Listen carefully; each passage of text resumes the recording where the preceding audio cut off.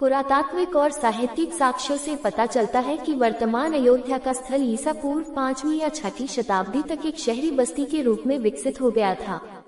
21 इस स्थल की पहचान प्राचीन साकेत शहर के स्थान के रूप में की गई है, जो संभवतः दो महत्वपूर्ण सड़कों श्रावस्ती प्रतिष्ठान उत्तर दक्षिण सड़क और राजगृह वाराणसी श्रावस्ती तक्षशिला पूर्व पश्चिम के जंक्शन पर स्थित एक बाजार के रूप में उभरा। सड़क 27 संयुक्त निकाय जैसे प्राचीन बौद्ध ग्रंथों में कहा गया है कि साकेत प्रसेनजीत या पसेंदी लगभग 6वीं-5वीं शताब्दी ईसा पूर्व द्वारा शासित कोसल साम्राज्य में स्थित था, जिसकी राजधानी श्रावस्ती में स्थित थी। 28 बाद की बौद्ध टिप्पणी धम्मपद ठट्ठा में कहा गया है कि साकेत शहर की स्थापना राजा प्रसेनजीत के सुझाव पर व्यापारी धनंजय विशाखा के पिता ने की थी। 19 दीघा निकाय इसे भारत के 6 बड़े शहरों में से एक के रूप में वर्णित करता है। 19 प्रारंभिक बौद्ध विहित ग्रंथों में श्रावस्ती को कोसल की राजधानी के रूप में उल्लेख किया गया है, लेकिन बाद के ग्रंथों जैसे जैन ग्रंथों न्यायधर्मकहाओ और पन्नवन सुत्तम और बौद्ध जातक में साकेत को कौशल की राजधानी के रूप में उल्लेख किया गया है। 29 ऐसा प्रतीत होता है कि एक व्यस्त शहर के रूप में जहां यात्रियों का आना जाना लगा रहता है, ये गौतम बुद्ध और महावीर जैसे प्रचारकों के लिए महत्वपूर्ण हो गया है। 27 संयुक्त निकाय और अंगुत्तर निकाय में उल्लेख है कि बुद्ध कभी कभी साकेत में निवास करते थे। 19 प्रारंभिक जैन विहित ग्रंथों जैसे कि अंतर्दा दसाओ, अनुत्तरोवया दसाओ और विवागसुयाप में कहा गया है कि महावीर ने साकेत का दौरा किया था। न्यायधर्मकहाओं का कहना है कि पार्श्वनाथ ने भी साकेत का दौरा किया था।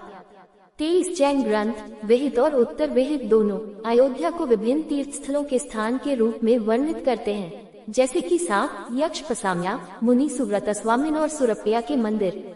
23 ये स्पष्ट नहीं है कि 5वीं शताब्दी ईसा पूर्व के आसपास मगध सम्राट अजातशत्रु द्वारा कोसल पर विजय प्राप्त करने के बाद साकेत का क्या हुआ।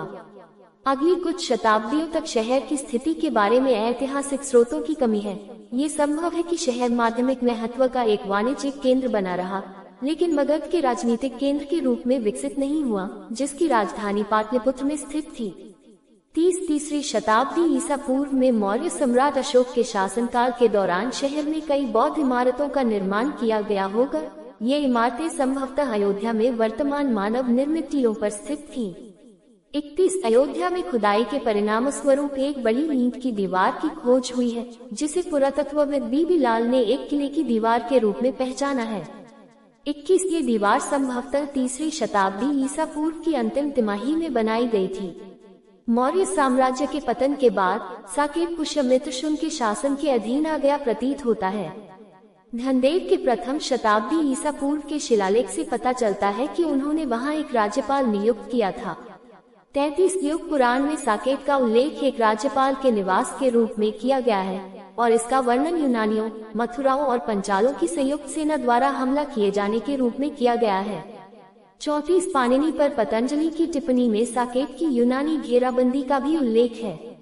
35 बाद में साकेत एक छोटे स्वतंत्र राज्य का हिस्सा बन गया प्रतीत होता है। 36 युग पुराण में कहा गया है कि यूनानियों के पीछे हटने के बाद साकेत पर 7 शक्तिशाली राजाओं का शासन था। 33 वायु पुराण और ब्रह्मांड पुराण में भी कहा गया है कि कोसल की राजधानी में 7 शक्तिशाली राजाओं ने शासन किया था। इन राजाओं की ऐतिहासिकता धनदेव सहित देव वंश के राजाओं के सिक्कों की खोज से प्रमाणित होती है, जिनके शिलालेख में उन्हें कोसल के राजा कोसलाधिपति के रूप में वर्णित किया गया है।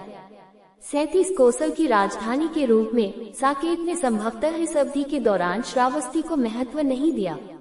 पाटलिपुत्र को तक्षशिला से जोड़ने वाला पूर्व पश्चिम मार्ग, जो पहले साकेत और श्रावस्ती से होकर गुजरता था, इस अवधि के दौरान दक्षिण की ओर स्थानांतरित हो गया प्रतीत होता है, जो अब साकेत, अहिच्छत्र और कान्यकुब्ज से होकर गुजरता है।